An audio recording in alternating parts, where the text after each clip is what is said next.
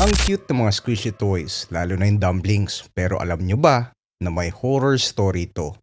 Noong January 2025, si Gia at ang ate niyang si Ella ay naglalaro ng squishy toy na Nido. Sabi ni Ella, may nakita daw siya sa TikTok na mas masarap daw pisilin pag pinatigas ito sa freezer tapos ima-microwave. Masunuri naman tong si Gia at ginawa ang sinabi ng ate niya. At ito na ang nangyari.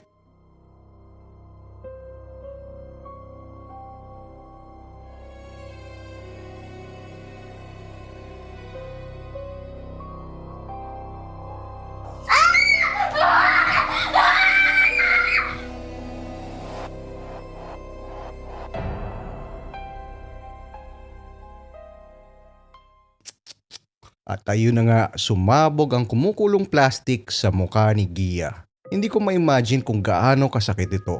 Buti na lang na isugod sa ospital si Gia pero malubha ang natamo niyang injury mula sa insidente. Buti na lang nabuhay pa si Gia. Yun nga lang, permanent na ang peklat sa kanya. Tila reminder sa kanya ng insidente. Nagalit naman ang nanay ni Gia at kinasuhan ng manufacturer ng $2 million. Ngunit mahirapan sila sa kaso dahil malinaw ang warning sa squishy toy na nakalagay, do not heat, freeze or microwave, may cause personal injury.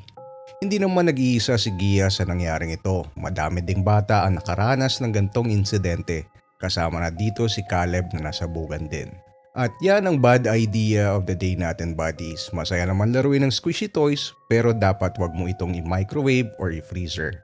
Hanggang sa muli, kita-kits sa dilim.